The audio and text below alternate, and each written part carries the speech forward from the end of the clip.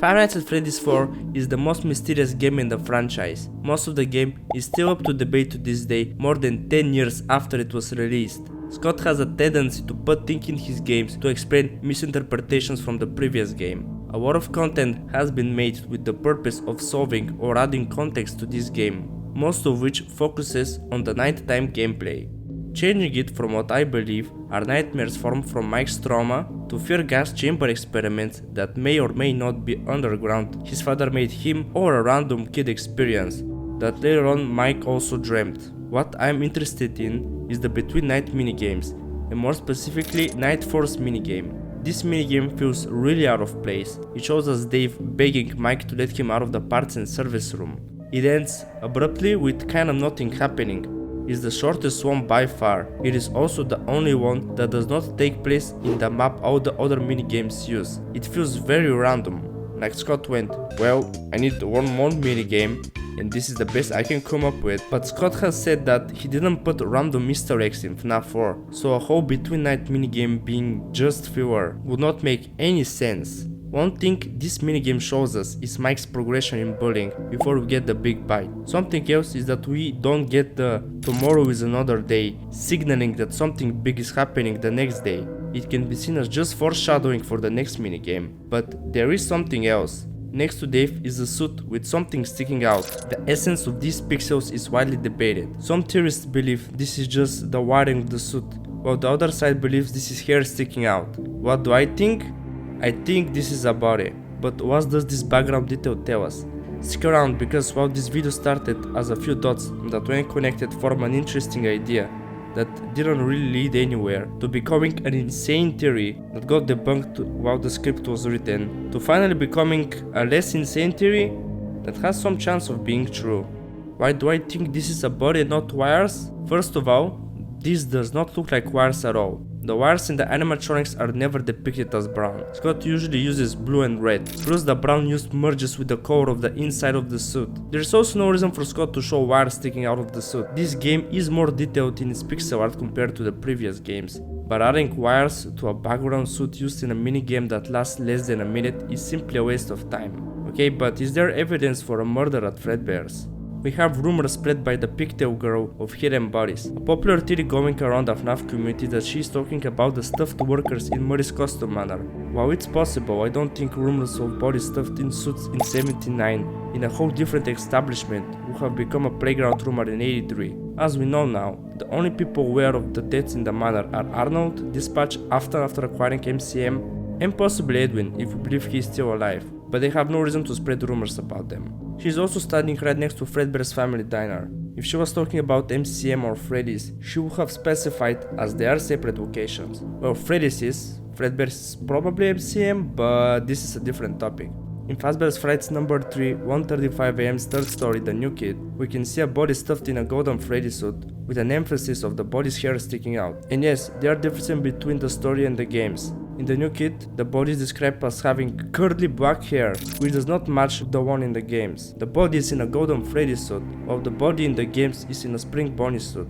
It is also at Freddy's and not at Fredbear's. These are different continuities, so it's normal for them to not line up perfectly. What's important is that this shows us the repetition of the idea of a hidden corpse in a golden springlock suit. As for the difference in character, it's possible you can just change the character's head to change it from Fredbear to Spring Bonnie. This has never been shown in any FNAF media, but I don't think this difference in character is of significance either way.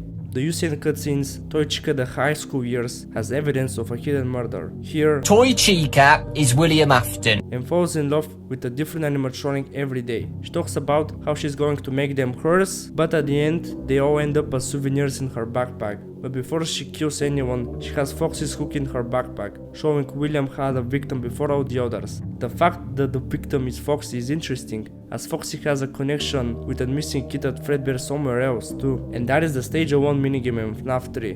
When you leave Spring Bonnie alone with the audience, just like you should leave a like and a comment on this video and subscribe for more banger Fnaf theories, you can see that one of the children is missing.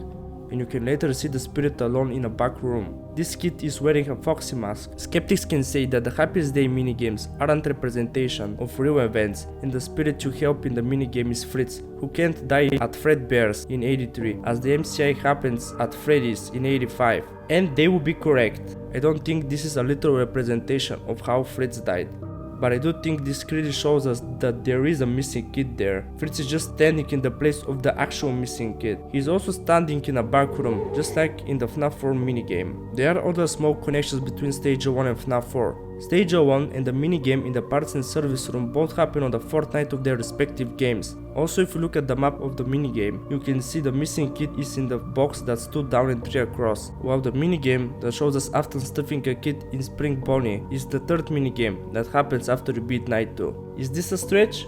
Most definitely. I kinda took William killing a kid in the Easter egg as a fact. We'll talk about that Easter egg a little bit later, because there are some things we need to discuss first. We will talk about the minigame though. Dave is left alone at Fredbear's, crying under a table. The Fredbear Push is encouraging Dave to leave. If he goes to the stage instead of the exit, the Push says, "No, don't you remember what you saw? The exit is the other way. Hurry and leave." As he tries to get out, he gets stopped with the Push is saying, "It's too late. Hurry the other way and find someone who will help. You know what will happen if he catches you." After that, Dave runs to get help, but breaks down in tears after the employee catches up to him. "Don't you remember what you saw" is a line with a lot of debate. At first it seems completely unexplainable, but the next sentence, "the exit is the other way," gives us the context that what he saw happened inside Fredbear's. And "you know what will happen if he catches you" tells us that whatever happened it involved an employee catching a child. It is ambiguous if the Fredbear Push is referring to the character of Fredbear or the employee wearing the suit. They be scared of not only when they are worn as a suit, but also when they are just an animatronic. It can go either way. The most likely event Dave would have seen is a murder. Whether Dave saw it as the animatronic or the employee doing it is a different question. So Dave saw the murder taking place, but from this dialogue we can also infer that the Fredbear Push knows of this event. Maybe Dave told him. Or maybe he knows because he is that victim. He's here, he's there, he's everywhere. Who you gonna call? Psychic friend Fredbear. Was never thought on the Push being used for surveilling Dave. In Night 3's minigame, the Fredbear Push hides behind cars and in the sewer, which are not really an optimal place for cameras, but a perfect place for a ghost following a child. The Push even becomes a flower. Twice! A spirit changing form to communicate with other kids is present in other continuities, with Kelsey from the aforementioned story, the new kid, who is a projection of a blonde kid, while the actual body inside the Golden Freddy suit has black hair, and Golden Freddy in the movie, who again projects as a blonde kid. But as John Fnaf pointed out, we can see in the drawing William uses to manipulate the spirits that the blonde kid's head is glued onto the actual kid's head. In both cases, the Golden Freddy spirit uses these ghostly apparitions to communicate with a child. It's possible Psychic Friend Fredbear is the same type of entity as them. Also, nobody comments on there being Fredbear Pushes everywhere. You can say that the intention was for the Pushy to be held by Dave, and Scott just decided to portray it like this. But showing Dave holding the Push is as easy as placing it on top of Dave's sprite. There is also no comment from anyone on there being any pushes at all. If Scott wanted, he could have had a line on how Dave is such a baby because he's carrying his Push everywhere, or how it's weird that there are all of these pushes everywhere from literally anyone, but they go completely unmentioned. The Push is also described as possessed in merch, which is not really the best evidence, but a better piece of evidence is found in the survival workbook, where the Push is shown to be possessed. I think I supplied enough evidence for the Push being a supernatural entity, so let's get back to the whole William killing a child in the Easter egg thing. If you come back to the room before the employee gets to you, you can see Afton either stuffing a kid or suiting up an employee in a back room. What I believe is this victim is the one who projects a Psychic Friend Fredbear, and Dave saw their death. What I said does not make any sense. How can this be the death of the Push spirit if this happens in Night 2's minigame? Also, how can this be what Dave saw if he was reminded of what he saw before he have even seen it? The explanation is very easy. Something weird I have never seen anyone talk about is how the door is open when we come back to the room. It makes no sense for William to open the door to shoot someone up. It makes even less sense for him to leave an open door for a murder. And nobody has a reaction to this. Not Dave, not the employee, not the fredbear plush, not even William and the person in the suit. This is either non-diegetic, which means it is only meant for the player to see, or it's a hallucination from the plush to scare Dave. Why is this the same kid from the back room? First, they both have brown hair. It's not the same color, but it's close enough for FNAF 4 standard of color consistency. The suit is also pretty much the same, but also look at the face. The person has wide open eyes, which means that he's either going to die or is brought first time in a springwalk suit and is scared for his life. But if this could just be showing us what happens behind the scenes, why do I believe this is an event that happens before the minigames? First, Scott thought that FNAF 4 is entirely solvable on release and there would be no explanation for what Dave saw. This Easter egg happens right after "Don't you remember what you saw?" If you play this minigame as intended, you will not see the line in the Easter egg. It's possible the intention for when we were war hunting in this minigame was for us to go, let's go back to see if there are more details. Oh, what is this? Purple guy stuffing someone. I guess this is what he saw. I know this is just a Scott meant this in an outline there of that, but I genuinely don't see any other explanation for what he saw on release, or even today, except for some god victim shenanigans, or loop victim. An interesting detail is that the only character he does not have a plushie of is Spring Bonnie. This is weird, as Spring Bonnie is the co-star of Fredbear's and is his dad's favorite character, but it makes sense for him to throw away his plushie if he saw a kid getting stuffed in a Spring Bonnie suit. So Dave saw the death of the spirit who projects a psychic Fredbear.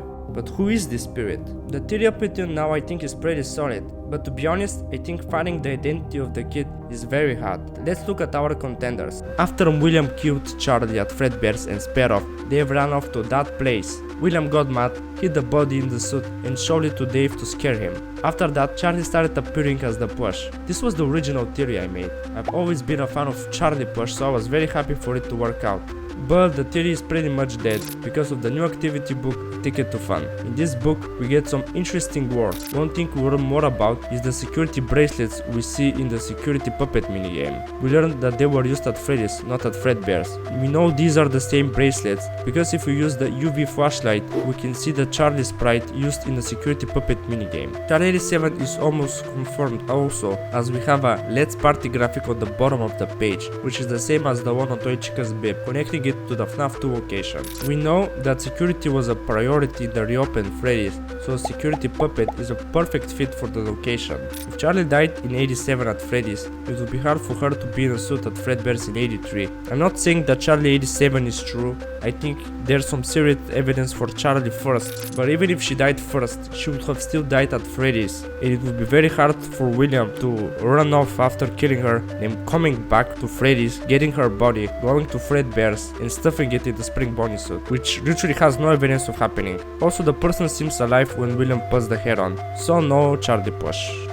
If it's not Charlie, maybe it will be the other popular choice for psychic Fredbear, Cassidy. The evidence for Cassidy is that Fredbear plush is well, Fredbear. And who haunts Fredbear? Cassidy! She's also shown to talk to Dave in the survival logbook and is possibly Yellow Eyes from FNAF World, but it's impossible for Cassidy to be the plush. The death of this child simply cannot be connected to the MCI, as the MCI happens at Freddy's in 85, while this death happens at Fredbear's in 83. It's possible to explain this with loop victim, but I made this theory with this minigame being a literal showcase of the events. The suit is also a Spring Bonnie one and not a Fredbear one. Cassidy talks about the Fredbear plush as a separate entity in the logbook. In other words, CassidyPlush is debunked. Okay, maybe it's not going to be an obvious candidate. Maybe it's someone more obscure. Sammy Emily is a candidate. First of all, he has brown hair, which a lot of FNAF characters don't have. We know Henry has a wound first inflicted on him, which fits Sammy as he is his son. He also has no role in the games, which is the one and only downside of SammyPlush. Pro is completely irrelevant. He's pretty much only used as a motive for Charlie in the books,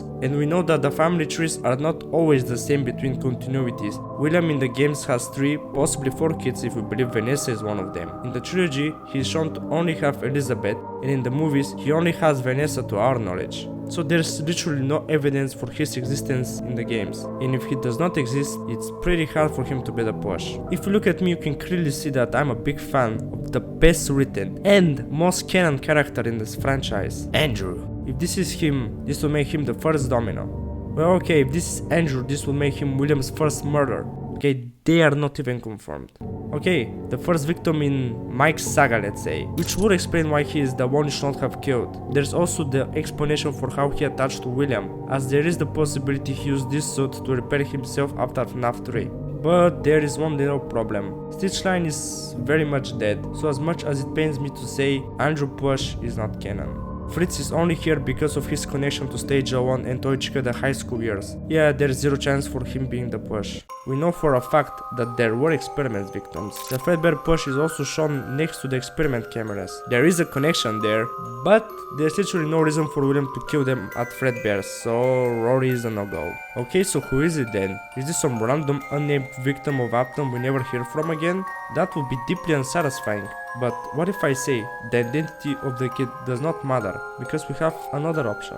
I propose ShadowPlush. With this you can have the victim be whoever you'd like, Sammy, Andrew, or whichever non-game character you'd like. It's a fact that Shadow Freddy is connected to Fnaf 4. In the files, Night 7 is called Shadow Freddy, meaning that Shadow Freddy is Nightmare. This connects to a line in the trailer of Fnaf 4. What have you brought home? Shadow Freddy follows Michael home during Fnaf 3, uses his trauma of being the night guard in the various pizzerias, and the grief of the big bite to torment him in fear of his agony. This would make a nice connection between the minigames and the gameplay, where there is one antagonist between them both. But the connection is with the nighttime gameplay of 4, not the minigames. But I think we can see a very interesting pattern in the Plush's behavior. In the pre-Night 1 minigames, he says, "What did he do this time? He locked you in your room again.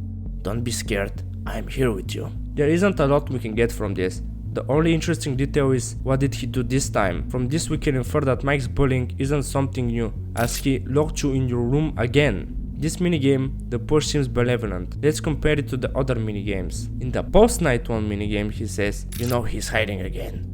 He won't stop until you find him." He then watches you walk across the house only to get jumpscared by Mike. I find it weird that he does not tell us that Mike hides behind the TV. If the plush had Dave's best interest in mind, he would have alerted him to his brother's whereabouts, as to not get jumpscared. This would be the course of action if the plush didn't want Dave to suffer. The absence of this warning means he wants Dave to be in agony that he can devour. Let's look at the post-Night 2 minigame with our new ShadowPlush goggles. We're at Fredbear's and the plush says, "He left without you. He knows that you hate it in here. You're right beside the exit. If you run, you can make it. Hurry, run towards the exit." "No, don't you remember what you saw? The exit is the other way. Hurry and leave." "It's too late. Hurry the other way and find someone who will help. You know what will happen if he catches you. You can find help if you get past them. You have to be strong." All of these lines are clearly meant to evoke negative emotions, but he also wants to appear to Dave as a friend, encouraging him to confront his fears, which he knows in the end will make him more upset and generate agony for him to absorb. Post-Night 3 he says, "He hates you. You have to get up. You can get out this time, but you have to hurry." Which is more of the same. But this minigame does have some interesting things regarding ShadowPlush. As stated before, the plush exhibits supernatural abilities as he can teleport, appear as a flower, and is not mentioned by anyone other than Dave. But a detail I have not seen anyone mention is that similarly like Shadow Freddy in the following minigames of Fnaf 3, the plush guides us to the Afton household. He also guides and gives instruction to us in the other minigames. He is always in front of us, almost as if we are following him. All of this behavior just like in the Fnaf 3 following minigames. In the end of this one, Dave gets jumpscared by Mike from under the bed, and who is on top of the bed? The fredbear plush, ready to feast on all of Dave's agony. The next notable appearance of the plush is in the post-Night 6 minigame. "You're broken. We're still your friends. Do you still believe that? I'm still here. I will put you back together." With the infamous slightly different color to last line that most likely was spoken by William. The color of their text being so similar is interesting because of the connection between William and Shadow Freddy. They are connected because of Nightmare's line in UCN. "I am your wickedness, made of flesh." He also helps William disassemble the animatronics during the Follow Me minigames. The line "I'm still here" also connects back to William, as this line is first said in the first Fnaf 3 teaser. If this is not enough for you, we still have the survival logbook, where Cassidy asks Sissy, "Does he still talk to you?" with a picture of the plush, and he looks mischievous. Shadow Freddy is the only option for a mischievous Fredbear plush. I mean, William is also an option, but I already gave my 2 cents on that. In the Fazbear Fright stories, we see similar plotlines. Eleanor, who is an agony being tied to Afton, just like Shadow Freddy, gains the trust of children and uses them to feed off their agony or steal their identity. Similar events happen in Lonely Freddy. In this story, Alex, while alone and sad at his sister's Freddy Fazbear birthday party, is approached by an Lonely Freddy, a talking plushie designed to speak to lonely children. He asks Alex questions, so when he takes over his body, he could blend in better. And later on, he does just that, and they swap consciousnesses. It's entirely possible that Shadow Freddy's intention with the crying child was to feed off his agony, gain his trust, and then when the time comes, steal his body. But his plan is unsuccessful. Maybe he couldn't become strong enough before Dave's death, and after that his body is unusable without a remnant killing it. Or if we believe in God Victim, the reason Dave's immunity to the body swap may be because he is another David. He has already undergone digital consciousness transference. Shadow Freddy might be unable to evade his mind because M2 is already present there, or he does not want to swap bodies and just wants to feed off his agony, who knows. So what is the story? At Fredbear's family diner, William Afton murders a child in the back room, stuffing it in a spring bunny costume. The agony of this child's death being so intense, it forms a shadow creature, taking on the form of the character representing the place of his death, Fredbear. This being is William's wickedness taken form. But what the doting father didn't know is that his youngest child has seen the murder taking place, but in the dark room he didn't see the culprit, just a shadowy figure stuffing a child in the spring bunny animatronic. The shadow creature latched onto Dave and even possessed his favorite Fredbear plushie, projecting as the plushie while following the kid everywhere. He tries to appear as his friend, but he's feeding off his fears, using his distress and agony to grow in power, with the end goal being to swap bodies with Dave. But Dave dies before Shadow Freddy is capable of stealing it. While in the Fredbear plushie, he is watching the fear gas chamber experiments in a private room office, and years later follows Mike home and makes him live through the experiments to feed off him as well. He does not only use the Freddy cast to scare him, but also reminds Mike of his worst mistake, killing his brother in the mouth of Fredbear, and in the final nights he attacks him with the very embodiment of his father's misdeeds. I really like this theory. It gives a unifying and satisfying explanation of FNAF 4's mysteries, but there are some problems that should be addressed. First is Scott's hint what is seen in shadows is easily misunderstood in the mind of a child. Here he sees a murder and recognizes it as such. A possible explanation is that he thinks he sees an employee beating the animatronic with kids, or that he didn't recognize his dad. Another one is that there is a random kid that dies inside of a suit and does not possess it. There are other victims in this series that don't possess anything as far as we know, the DCI, but they died outside the proximity of the suits. The explanation for that is that since the puppet has not been to Fredbear's, he wouldn't have had the chance to give life to the suit. And the last and least important issue is that the kid died in a spring bunny suit, and the agony from this event formed into a Freddy. But that's not really that big of a problem in my opinion, as he is murdered at Fredbear's, so it's still appropriate for the agony being to manifest as a Fredbear/Freddy variant. And that's all for today, bye bye.